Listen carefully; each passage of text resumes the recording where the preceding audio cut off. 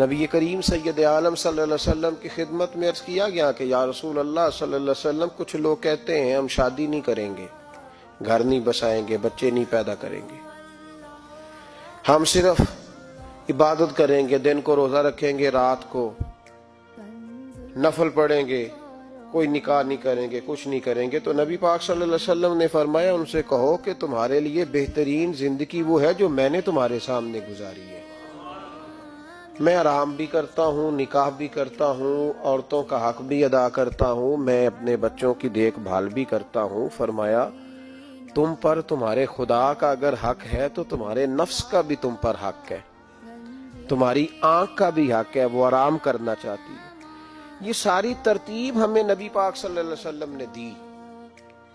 لیکن ہمیں فرمایا کہ مقصود تمہارا خدا ہے، مقصود تمہارے رب کی رضا ہے، تمہارے نبی پاک علیہ السلام کی غلامی تمہاری منزل ہے۔